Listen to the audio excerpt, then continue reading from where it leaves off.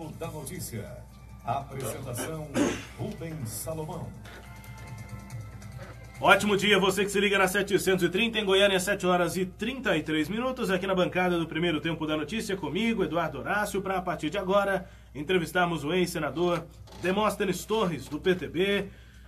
Demóstenes, obrigado pela presença aqui na 730, um prazer voltar a recebê-lo aqui. Bom dia. Bom dia, Rubens, bom dia, Eduardo, prazer falar com todos os ouvintes. Pedido no Senado para revisar, para anular a decisão de cassação de 2012. Já foi protocolado. O que aconteceu na semana passada? Eles estão me enrolando. Eu entrei com uma petição dando prazo até 28 de fevereiro para eles decidirem. Se não decidir, eu vou entrar no Supremo Tribunal Federal pedindo a liminar para poder me candidatar novamente e reaver meu cargo, porque eles garfaram o meu cargo. Então, para a gente lembrar o ouvinte, qual é a alegação, qual é o pedido, em que ele é embasado para que o Senado retome, revogue essa decisão lá de 2012? O Senado se baseou em interceptações telefônicas que foram anuladas pelo Supremo Tribunal Federal. As interceptações telefônicas não são provas, são meios para se chegar à prova. Por exemplo, uma interceptação, uma conversa, se tiver uma busca e apreensão, uma conta bancária, um dinheiro transferido, uma testemunha, ela é valiosa. Se não tiver, ela ficou no terreno da conversa fiada, que foi o que aconteceu. E, além do que, o Ministério Público do Estado de Goiás, no ano de 2015, fez uma perícia em que solicitou ao COAF, ao Banco Central, a todos os cartórios do Brasil, a todos os cartões de crédito, a bancos no exterior e tudo mais, que fizesse uma devassa na minha vida, na vida dos meus parentes, na vida dos meus amigos, na vida dos meus ex-funcionários, e não encontrar absolutamente nada. Então, diante disso, o Senado não tem como fugir, porque fez uma cassação política, fez uma cassação de um inimigo, de uma pessoa que eles não gostavam. E eles têm que engolir isso e me trazer de volta, né? Eu ganhei na Justiça, não ganhei numa entrância, não ganhei na Justiça Estadual, ganhei na Justiça Federal, ganhei no Ministério Público Estadual, ganhei no Ministério Público Federal, ganhei no primeiro grau, ganhei no Supremo várias vezes. Então não tem conversa. Eles têm que me devolver, eu vou lutar, porque quem me deu esse mandato foi o eleitor de Goiás. Esse mandato não me pertence também. Então vou atrás e tenho certeza que o Supremo Tribunal Federal não vai abrir mão de fazer cumprir a sua própria decisão. O último processo era aquele no Conselho Nacional do Ministério Público? Exatamente, porque é o seguinte, antigamente, quem estudou direito sabe disso, você pegava todos os processos e unia num só para evitar o constrangimento à pessoa. E o que não se considerava provado até determinado tempo era arquivado, era chamado de arquivamento implícito. Hoje é o contrário.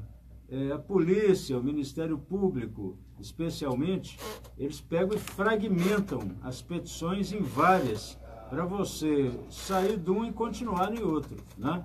Então, assim, isso aconteceu na área penal, na área civil e na área administrativa. Na área administrativa, sobrava esse processo, que eu já tinha obtido 2 liminares também no Supremo Tribunal Federal brecando. Quando eu ganhei, eu entrei com um pedido no CNMP e disse, olha, por favor, julgue. E aí o CNMP disse, não posso julgar porque o Supremo suspendeu a tramitação. Aí eu tive que ir no Supremo de novo para ganhar.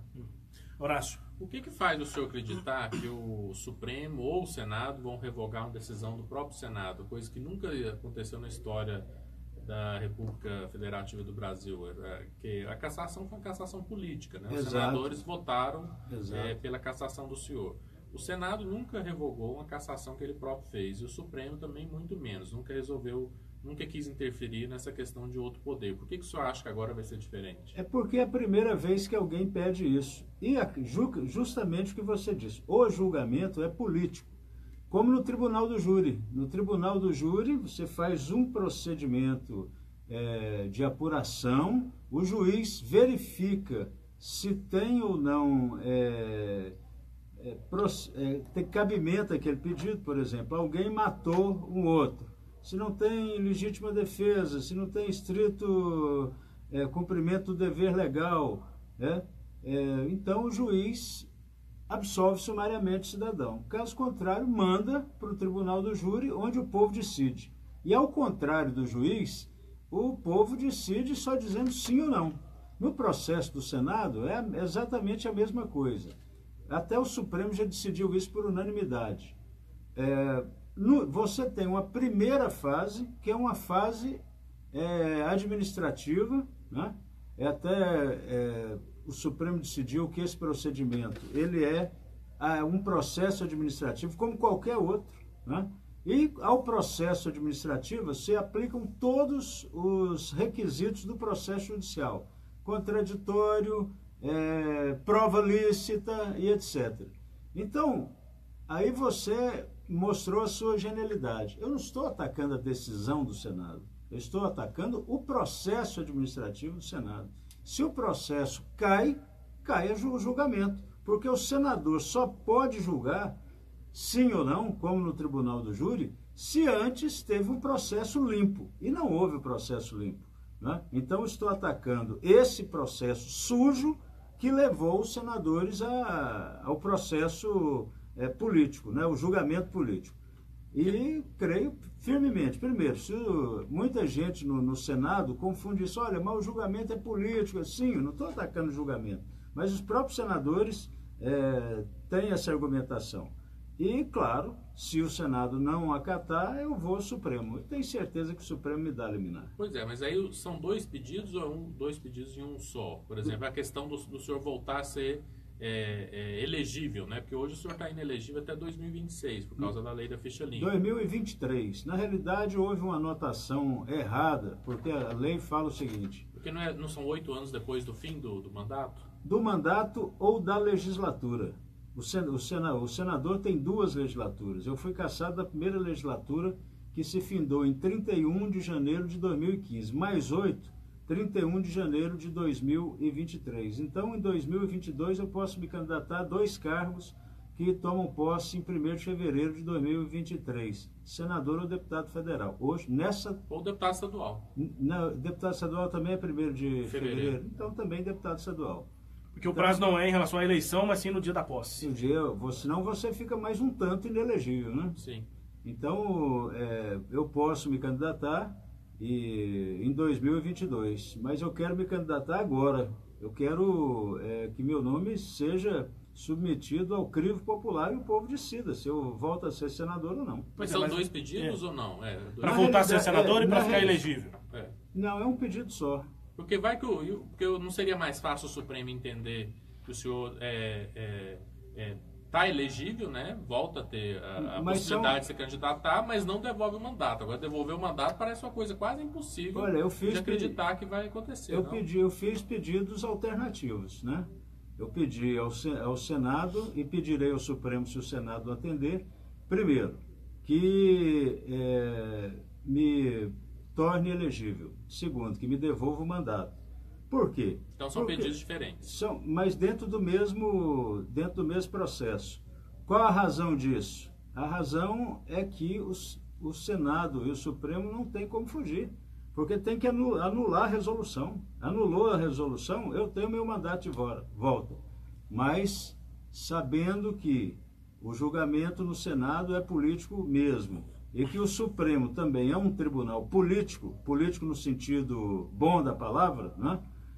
O Supremo pode optar por, num liminar, dar uma decisão me tornando elegível. E no mérito, que pode não acontecer, esse julgamento pode não ser tão rápido, pode resolver devolver meu mandato. Como que o senhor avalia o senhor saiu do Senado em 2012. Desde então, o Wilder Moraes assumiu o mandato do senhor. Como que o senhor avalia a atuação dele nesses quase 6 anos de mandato de senador? Olha, ele é um senador municipalista, atende bem os prefeitos, consegue verba para os prefeitos. Tanto é que é bem quisto por eles, não é verdade? Tem um monte de prefeitos de todos os partidos lhe dando apoio. Então, nesse sentido, é bom, né, que foi uma experiência boa, especialmente para ele. Agora, o fato é o seguinte, eu vou disputar o mandato de senador porque eu creio que realizei um grande trabalho dentro do Senado. O governador Marconi Perillo, que é um excelente governador, na minha opinião, um dos melhores que o Estado já teve. Mas ele teve lá um período no Senado e não compreendeu o que era o Senado, não é verdade? 4 anos, né? A senadora Lúcia Vânia está lá há milhares de anos. 15 anos. Né? E também não... Né? Se for perguntar o que ela fez como senadora mesmo, além de arrumar dinheiro para o município, vai ser difícil encontrar. O governador não compreendeu porque não teve realização? Não, é o seguinte, é porque o Senado é diferente. No Senado, o Marconi é um baita do executivo, sabe fazer obras, sabe trazer indústria, talvez seja o melhor. Mas eu digo o seguinte, eu tive lá e consegui, tem gente que fica 30 anos lá e não consegue aprovar uma lei, não é verdade? O senador Caiado, como deputado federal e como senador, também não conseguiu. Quer dizer, eu, através de emendas, através de propostas, através de relatoria, eu aprovei, por exemplo, todas as leis contra a pedofilia no Brasil. Né? Essas leis aí de reforma do Código de Processo Penal, pessoa que está usando tornozeleira, fui eu que fui o relator. Né? Caçar, pegar passaporte, aumentar preço de fiança, tudo foi acabar com o protesto por novo júri. Antigamente, se um réu era condenado a 20 anos de prisão no tribunal do júri, mais de 20 anos, tinha que fazer um outro automaticamente. Então, assim, não estou falando mal de ninguém, certo? Eu estou dizendo, vamos todo mundo para o debate, vamos todo mundo para a eleição e deixa o eleitor ver quem é que prestou serviço como senador ou não. O Demóstenes candidato em 2018 seria diferente do que do Demóstenes candidato em 2010? O que estaria diferente no discurso daquele Demóstenes de 7 anos atrás? Eu não vou mudar o discurso, até porque, na realidade, eu acho que dentro do Senado eu fui um bom senador para o Estado de Goiás e fui um bom senador para o Brasil. Orgulhei o Estado de Goiás, fiz boas leis, fiz bons projetos, né? E tive um comportamento exemplar lá dentro, fui caçado por perseguição política, não por outra coisa, porque eu me destacava lá dentro. Então não vou mudar. A única coisa é que eu sou hoje uma pessoa muito mais experiente e mais sofrida. Não vou de novo correr o risco de ser caçado por enfiar o dedo na cara do Sarney, por brigar com o Renan. Então vou fazer a minha tarefa, mas deixo os mais, usar uma palavra popular, deixo os mais porra loucas tomar conta dessa situação. O senhor acha que o senhor foi mais caçado por causa desse histórico? Por causa da briga com o Sarney, com o Renan Calheiros? Lula, Dilma não gostavam de mim. Eu era uma pessoa que já tinha, sem ser candidato, algumas pesquisas, 2 dígitos para presidente da República, não é verdade? Então, assim, vamos dizer que houve um linchamento político, inclusive com o apoio, né, entusiástico, mas silencioso, de vários políticos de Goiás, né? Não, detalhe isso melhor. Entusiasmado. Apoio de quem aqui em Goiás? Tem muito. Praticamente todo mundo, né? Todo mundo queria me ver fora do lance político. Assim, nos bastidores, você depois vai aprendendo quem foi que trabalhou, quem foi que não trabalhou, quem foi que disse que ia trabalhar, quem foi que se omitiu. Então, o fato é o seguinte, politicamente, eu não devo hoje favor a ninguém, né? Se eu ressurgir, eu vou ressurgir mais independente ainda. E vou trabalhar mesmo, né? E não tenho medo de trabalhar. A semana passada, num processo que caiu na minha mão do Ministério Público, só para mostrar que eu continuo com a minha mesma força, determinação, veio um processo em que um policial matou um bandido, né, numa troca de tiros. Eu dei o parecer para que ele fosse absolvido sumariamente, ou seja, nem ia ao tribunal do júri. Eu continuo pensando exatamente do mesmo jeito que eu pensava. Agora, eu estudei, fiquei aí 5 anos parado, então fiquei estudando o tempo inteiro, fiquei vendo notícias, fiquei acompanhando o seu jornal, sei de política, sei de direito, aprofundei, estudo desde menino, ninguém vai me tirar isso, né? Podem dizer de mim o que quiser, mas dizer que eu sou burro não vão poder dizer, né? O senhor aposenta do Ministério Público agora? Eu tenho já tempo, estou pensando se aposenta agora ou até mês de março, vamos ver. Como que você vê o senhor vê o julgamento do ex-presidente Lula, que está marcado agora para 24 de janeiro? Como que o senhor vê todo o processo, a condução por parte do juiz Sérgio Moro, já que o senhor sempre falou bastante de direito, né, e nunca deixou de avaliar essas questões? Como que o senhor vê esse julgamento? Aquela atuação do juiz Sérgio Moro próximo do impeachment, o famoso áudio do Bessias, né, da presidente Dilma com o ex-presidente Lula na época, e foi divulgado no mesmo dia. Como que você vê toda essa condução do juiz Sérgio Moro no caso do ex-presidente Lula? Veja só, eu acho que o Lula é um dos responsáveis pela minha cassação. Eu tenho todo motivo para não gostar do presidente Lula. Agora, é óbvio que aceleraram o processo em relação a ele, né? Pelo prazo normal de julgamento, ele seria julgado em setembro, outubro do ano que vem, quando ele seria candidato. Então, houve sim uma tentativa de desmoralizá-lo. Houve sim um julgamento, digamos assim, quase que com as ruas, especialmente as ruas do Sudeste, do Centro-Oeste, onde o Lula é mal avaliado, né? E agora vai ser julgado num tempo recorde. E então só posso dizer o seguinte, não que seja um julgamento de exceção, mas que o Lula estão julgando pela capa. Isso aconteceu comigo também. O senhor acha que ele não tem provas suficientes para esse julgamento? Eu não conheço o processo. Seria leviano da minha parte dizer que não, mas eu digo o seguinte, que ele está sendo tratado de maneira diferente, para pior está. E outra coisa, quando tentaram criminalizar a política, ninguém presta, ninguém vale nada e tal, e nesse jogo todo, ressuscitaram Lula, não é verdade? Se ninguém presta, na época do Lula era melhor, né? O povo pode pensar assim, ninguém quer saber se quebrou o país por conta disso, mas o pobre viajava para Miami, tinha lá, podia pagar em não sei quantas vezes, comprava a sua casa dividida em 100 vezes. Eu mesmo comprei minha casa, vou terminar de pagar quando eu tiver 80 anos, daqui a 24 anos, certo? Então, o que isso acontece? Por quê?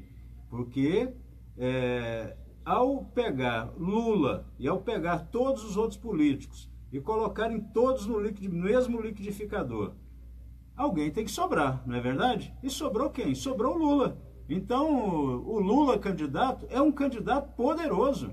Ele não tem meu voto não, mas ele é poderoso. Ele agrada a determinados brasileiros que sim, foram beneficiados no governo dele. As bolsas universitárias, eu mesmo fui relator do Estatuto do Idoso, né? E ele sancionou, meteu a caneta. Quem tem acima de tantos anos aí, anda de graça em ônibus e tudo mais. Quer dizer, o Lula está no jogo, então apressar o julgamento dele para ele ficar fora do jogo. Pois é, aí deve ficar fora do jogo. Veja só, eu também fui relator da lei de ficha limpa, por isso que eu falo que eu tenho serviço prestado, né?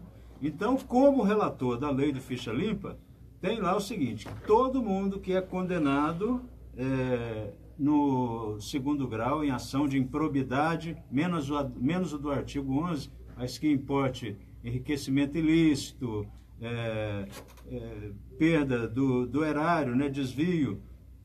Então, ou condenação criminal por determinados crimes, né? Então, está inelegível.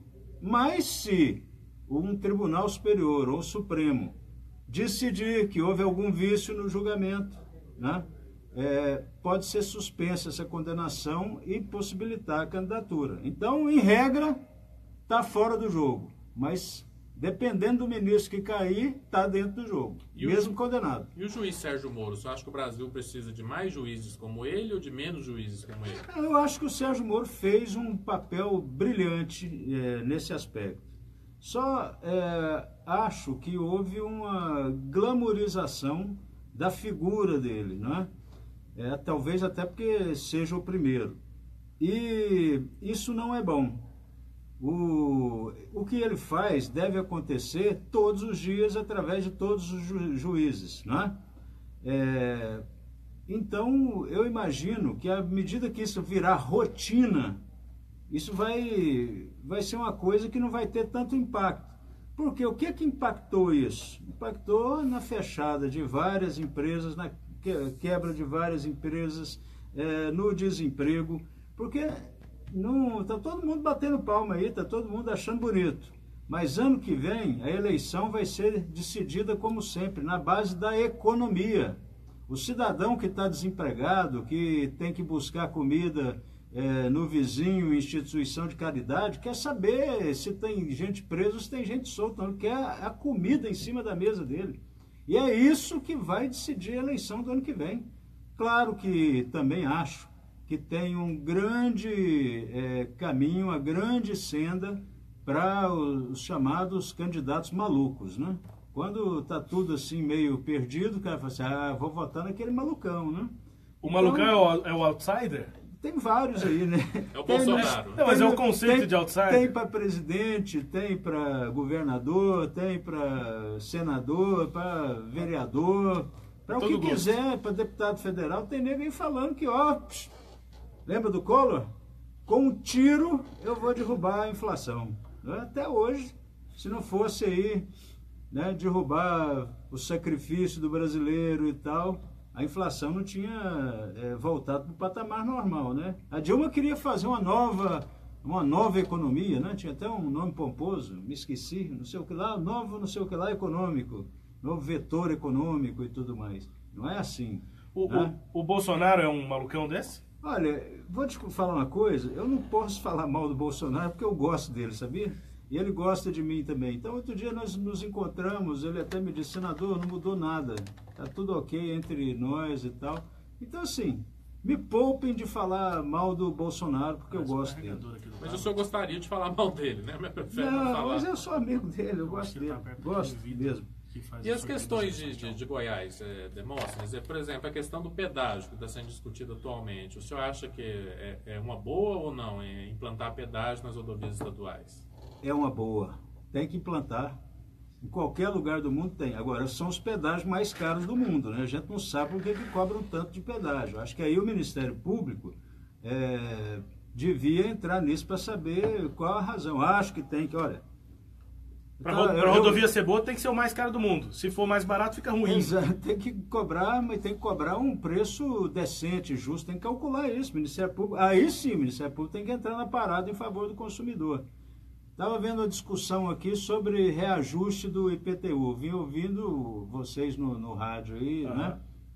Tem que ter reajuste do IPTU. Agora, não pode ser através de um liminar. Essa é uma maluquice. O que acontece? Não se reajusta o IPTU aqui de uma forma decente há muitos anos.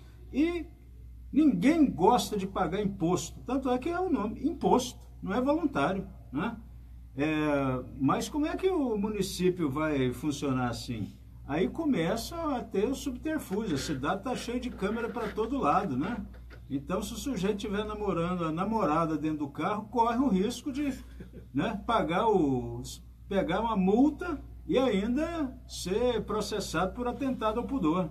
Então, nós precisamos verificar o que tem que ser feito. O Brasil é um país caríssimo. O que nós precisamos fazer? Uma reforma tributária o mais urgente possível. Precisamos fazer a reforma da Previdência? Precisamos fazer a reforma da Previdência. Então, o que tem que ser feito, tem que ser feito. Essas estradas têm que ser privatizadas? Tem que ser privatizadas. Não pode ser um pedágio desse tamanho, né? Então, eu sou totalmente a favor da iniciativa privada tomar conta disso. Vocês vejam o seguinte, um grande problema de Goiânia, né? Problema seríssimo. Todo mundo vê a despoluição dos rios de Goiânia. Você pega aqui esses rios onde eu fui criado, Capimpuba, Botafogo, Anicuns, né? Meia Ponte, que vexame, que vergonha. Aí o cara fala assim, mas nenhum prefeito dá conta de fazer isso. Dá. Mas vai demorar 30 anos. Ninguém vai começar. Aí toda enchente que tem que interditar a Marginal Botafogo, toda chuva forte, porque aí come um pedaço da Marginal. Ora, tem que se criar uma maneira de despoluir isso. O mundo inteiro consegue. E o cenário da eleição do ano que vem, demos para a gente finalizar a entrevista, para o governo do Estado, né? Pré-candidaturas aí de José Elton, Daniel Vilela, Ronaldo Caiado. Qual é o cenário que o senhor enxerga? José Elton é favorito? Não, o Zé Hélito não é o favorito. O Zé Hélito hoje é uma figura que paga pelo desgaste do governo.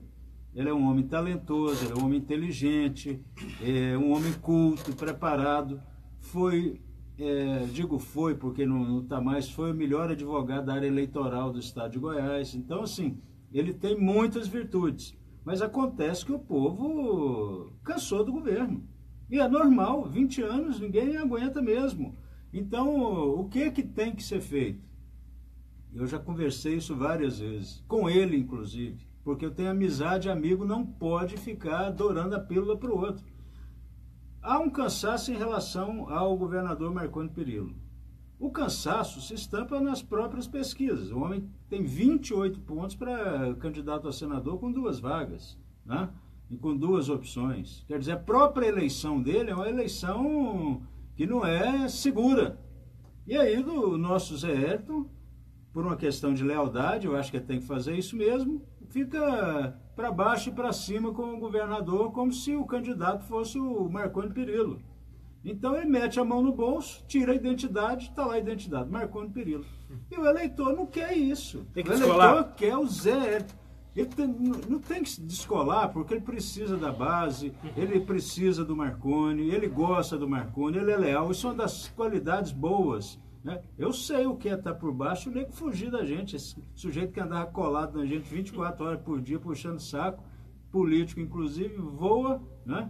E quando uns voltam, até bom, porque eles falam assim, gente, estou ficando frondoso de novo, já não estou com aquele galho seco, né? Porque tem gente que não pula em galho seco de jeito nenhum. Mas né? o Zé tem que fazer o quê, então? Então, eu acho que ele tem que, especialmente a partir do momento que assumiu o governo, mostrar a personalidade que ele tem, mostrar as qualidades que ele tem. E isso não diminui de forma alguma Marconi Perillo.